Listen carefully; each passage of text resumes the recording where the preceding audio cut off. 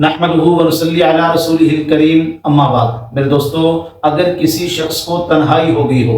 یعنی اس کو گھر سے نکال دیا گیا ہو، یا عورت کو سسرال سے نکال دیا گیا ہو، خامد اور بیوی کی جھگڑے کی وجہ سے ان دونوں کے درمیان جدائی ڈال دی گئی ہو، یعنی کسی وجہ سے کوئی انسان تنہائی کا شکار ہو گیا ہو، یا اسی طرح اگر کسی بندے کو جیل میں ڈال دیا گیا ہو، اب اس کی داد رسی نہیں ہو رہی، وہ بڑی کوشش کر رہا ہے لیکن اس کی کوئی سنتا نہیں ہے، تو اس کی شنوائی نہیں ہو رہی، یا اسی طرح ایک انسان ہے وہ بیرون ملک گیا ہوا ہے اور وہاں جا کے اس کو ویزے کا مسئلہ بن گیا، پاسپورٹ کا مسئلہ بن گیا، اب نہ وہ واپس آ سکتا ہے، نہ وہاں رہ سکتا ہے، نہ وہاں اپنے بچوں کو بلا سکتا ہے، تو بہت پریشانی کے عالم میں، یعنی تمام کے تمام راستے جو ہیں اس کے لیے بند ہو چکے ہوں، اب اس کو نکلنے کا کوئی راستہ نظر نہ آ رہا ہو اور کوئی بندہ اس کی بات کو سننے کے لیے بھی تیار نہ ہو، تو ان تمام مسائل کے حل کے لیے آج میں آپ کو قرآن مجید کا ایک ایسا زبردست وظیفہ بتلاؤں گا۔ یہ وظیفہ میرا نہیں ہے، یہ سیدنا ابراہیم علیہ السلام کی وہ دعا ہے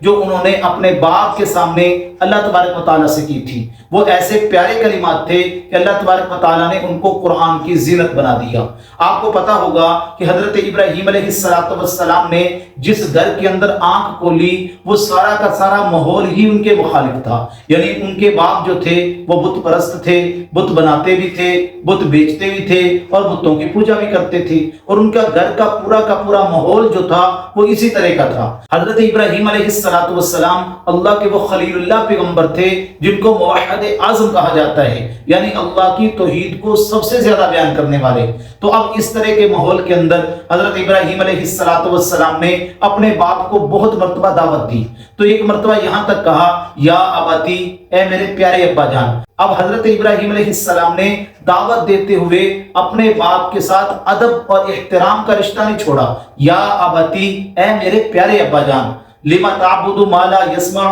ولا يبصر ولا يغني عنك شيئا، آپ ایسی چیزوں کی عبادت کیوں کرتے ہو، آپ ان بتوں کی عبادت کیوں کرتے ہو، ما لا يسمع، جو سن نہیں سکتے، جو دیکھ نہیں سکتے، جو اپنے آپ کا بچاؤ بھی نہیں کر سکتے۔ تو حضرت ابراہیم علیہ السلام نے جب ان کو دعوت دی، اب ان کا جو باپ تھا اس نے حضرت ابراہیم علیہ السلام کو سخت کلمات کہی، لئن لم تنتہی لارجمنک واہجرنی ملیا، اگر میرے خداؤں کو تو برا بلا کہنے سے باز نہ آیا اے ابراہیم، پھر میں تجھے پتھر مار مار کے سنسار کر دوں گا۔ یعنی گھر سے نکال دیا، اب برادری والوں نے نکال دیا، علاقے والوں نے تعلق توڑ دیا۔ اس طرح کے ماحول کو جب حضرت ابراہیم علیہ السلام نے دیکھا تو وہاں انہوں نے ایک دعا کی۔ وہ دعا کیا تھی، وہ کلمات کیا تھے، وہ میں آپ کو سناتا ہوں، اور بڑی زبردست دعا ہے، بڑے زبردست کلمات ہیں۔ کیا فرمایا؟ وَأَعْتَزِلُكُمْ، دیکھو میں تمہیں چھوڑ کے جا رہا ہوں، وَمَا تَدْعُونَ مِن دُونِ اللَّهِ، میں ان بتوں کی عبادت نہیں کرتا